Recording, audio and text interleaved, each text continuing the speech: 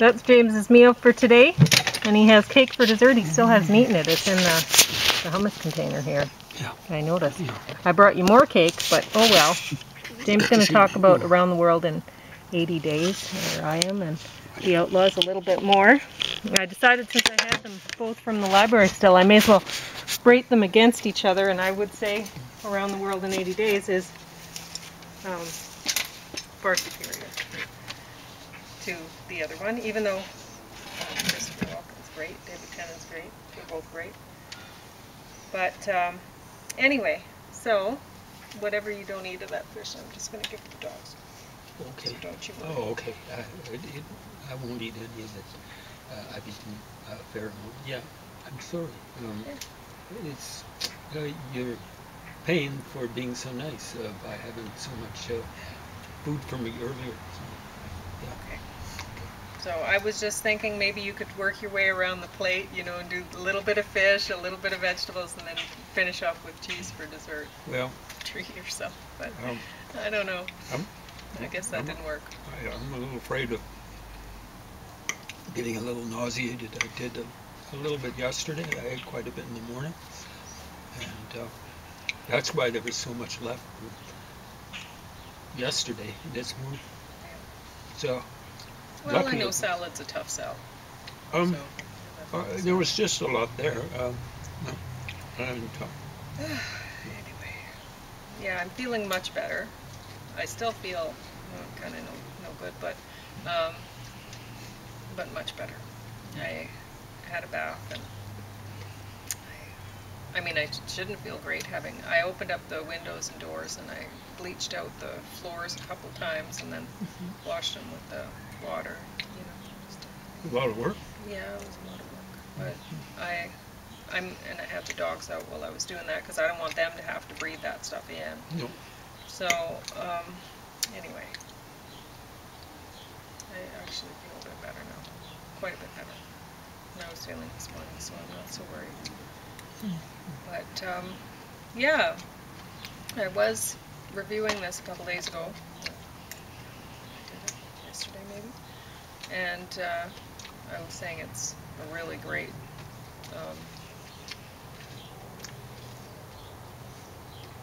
rendition of it. I don't know, what do you call that? Version, rendition. Sure. And I mean, I don't really like Passepartout that much. And I was looking at him there. he gets into a lot of trouble, really, but he's like the young lady in the trio here, like she says, his heart is in the right place. He is trying to get, well, not all the time. I mean, one time he was the bit in India, that's not good. I don't know what he was thinking there, but anyway, I don't know. I like this a lot more. Yeah. The Outlaws, I guess, Series 1, I guess we'll be expecting more. Oh, okay, more. From this. And I don't know if these guys are going to keep getting into trouble and they'll be the same sort of group of people that are going to be doing community service. I don't know how it's going to work out. But honestly, I'm wondering if I was reading into things wrong, and that the aggressive propagandists who made this were thinking, oh yeah, we're going to make you think like you want to protect the young African British man, but really, you know, we're conspiring against him and people like him or whatever. I don't know. I don't know if I'm being played, right? I'm watching this and I'm like, at one point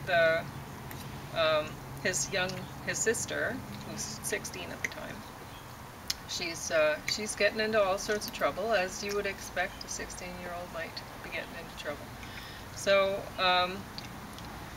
but he has custody of her, and he's they're looking for an apartment, and it's like not a very good apartment, right? But I don't know. Honestly, I don't know that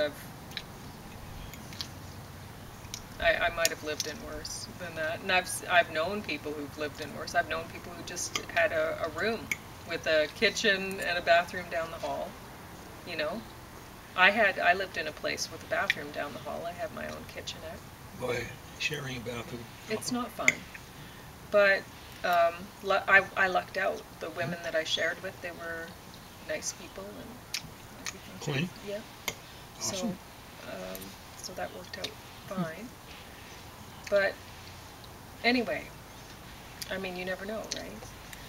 But here, I mean, the 16-year-old, she's like complaining about the apartment and how I guess it's 500 and something or whatever to rent it. And, I mean, that would be a lot of money. It's British, right? So, Oh my God, yeah. 500 something. euros or something. Yeah.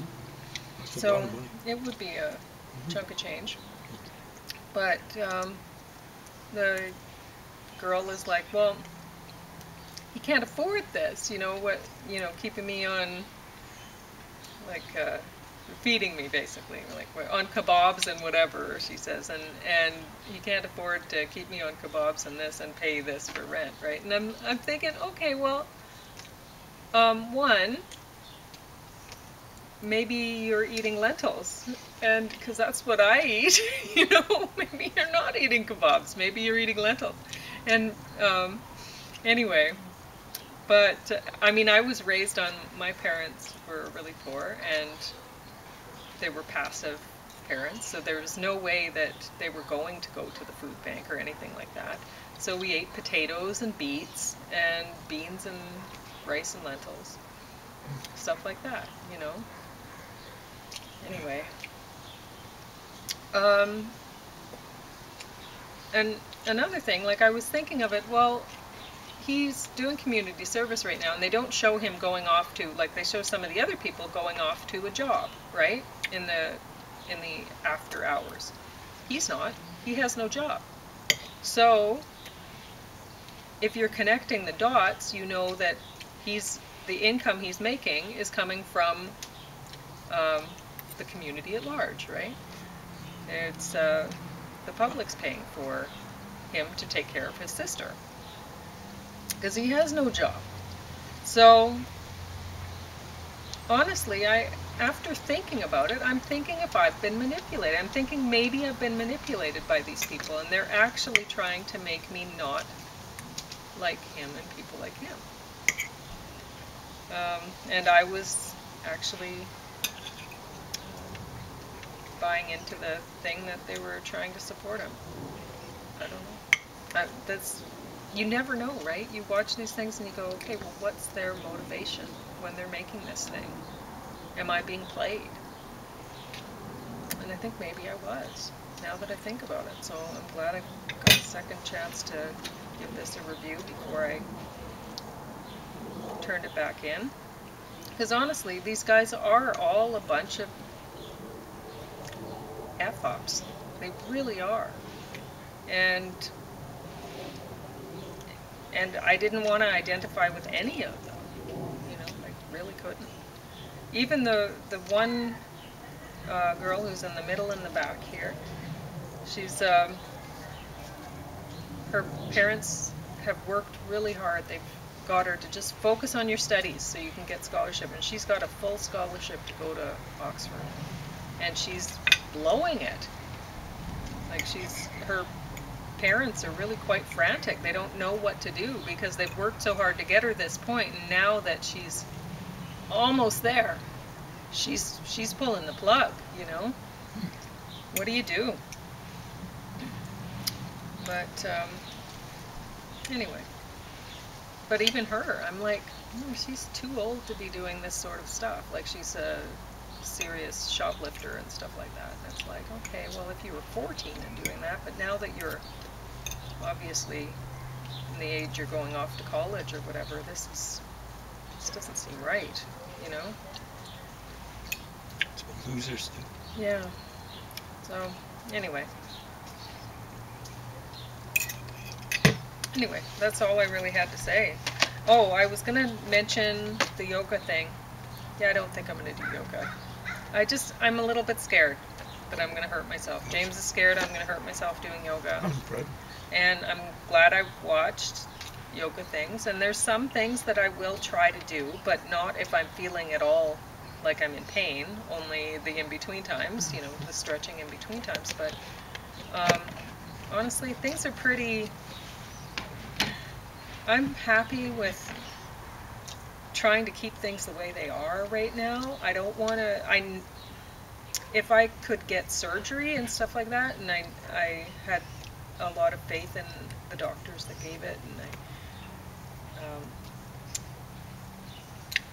and go through the recovery process and stuff, then maybe yoga would be a part of my rehabilitation of my back in the future. But right now, as it is, I don't have that option.